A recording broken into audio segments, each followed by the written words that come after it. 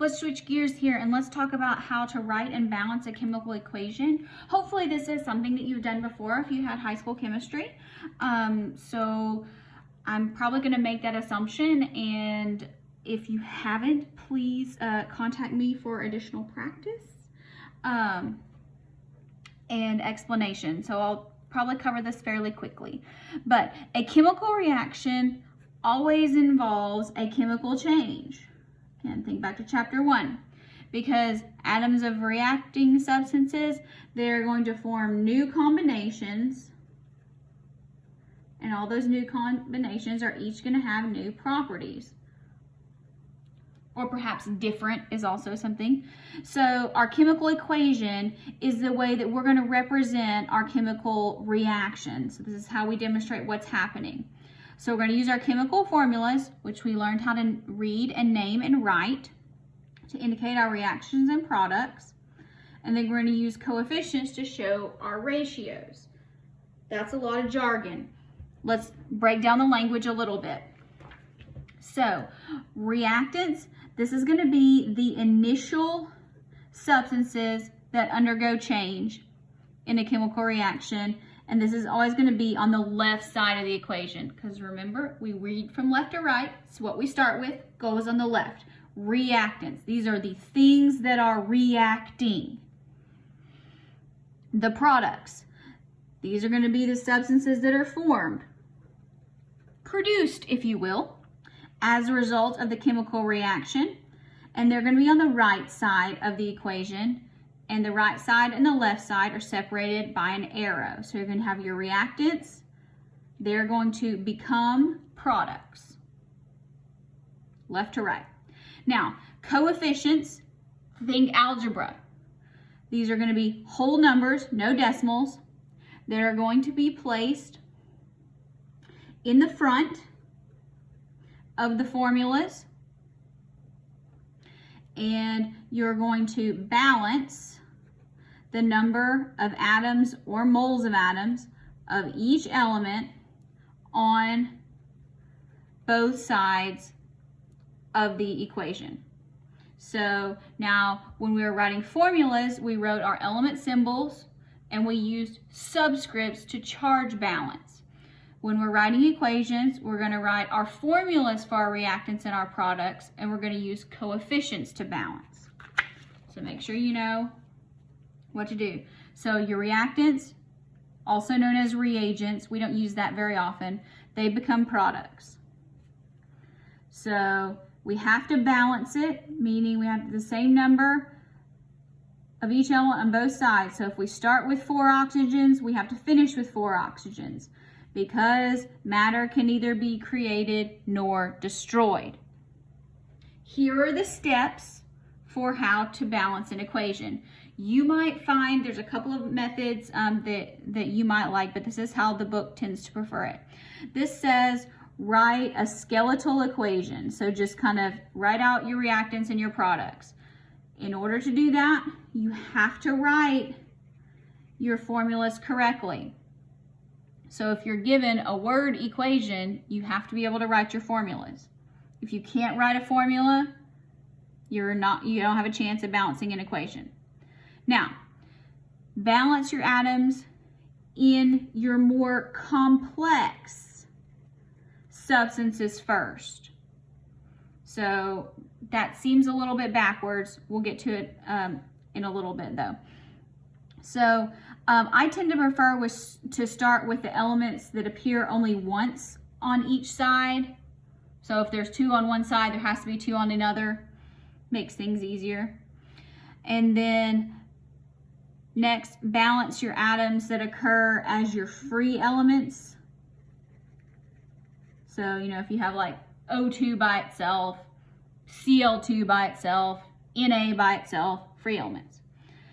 And then you want your coefficients in the smallest whole numbers. So you need to go back and check that. Now,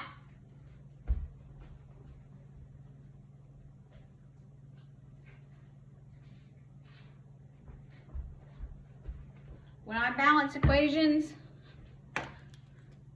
I like to use a pencil. So Had to get my pencil. Now, you are using coefficients. You are only using coefficients to balance the element. Do not ever change your subscripts. Ever. That is a no-no. Don't do it. Okay, so here, these are all just formula equations. No word equations here. All right, so you can pick a place to start. All of these occur, you know, once on each side. So, you know, here's this. So sometimes people like to draw a bar there.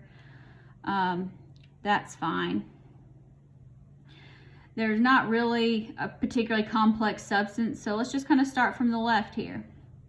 And again, trial and error. 1 nitrogen, 2 nitrogens. Okay, so we need 2 nitrogens. So now 2 oxygens, 1 oxygen. We need 2 here. 2 oxygens, 2 nitrogens.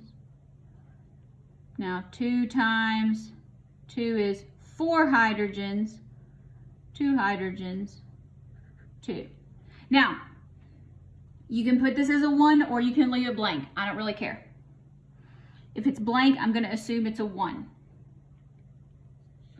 Now let's start here. These are this is a little bit more complex, right? Here's you have 2 free elements and then you have 2 more complex. This looks like the most complex, so let's start here. There are 2 aluminums, 1 aluminum. There are 3 oxygens, 1 oxygen. There are 1 iron, 3 irons. And we're done. Here, this looks like the most complex, so let's start here. 2 irons, 1 iron. Need a 2. 3 oxygens, 2 oxygens. Oh, 2 and 3 don't go together. So let's make it a 6. So 3 and 2 go back here. So now we have 4, 4, 6, 6, 3 carbons, 3 carbons. So it's okay to need to erase. Okay, aluminum, sulfuric acid, aluminum sulfate, hydrogen gas. Okay, so when you have a polyatomic ion, balance your polyatomic ion as a unit, okay? So here, don't look at sulfur, and that's where things like when you get waters and oxygens, things can get a little bit weird. So here, I'm gonna look at sulfate as 1 unit here. So there's 1 sulfate, there's 3 sulfates, so let's put a 3 here. Now, 6 hydrogens, 2 hydrogens. Now there's 6 hydrogens. 2 aluminums, 1 aluminum, 2. You may also find it helpful moving forward, I don't have any in the examples here, to rewrite water as HOH if you're dealing with hydroxides. I find that easier to balance writing water as like a polyatomic ion. If that is crazy, don't do it. Okay, so let's look here, more complex. So polyatomic ions here, let's balance those. 2 phosphates, 1 phosphate. 3 Mgs, 1 Mg. Magnesiums. 6 chlorides, 1 chloride. 6 sodiums, 6 sodiums. Hey, that worked out. How this here? All right, we got polyatomic ions. 2 nitrates, 3 nitrates. Let's make it 6. 3 leads, 1 lead. 3 bromines, no, sorry, 6 bromines, 3 bromines. 2 aluminums, 2 aluminums. There we go.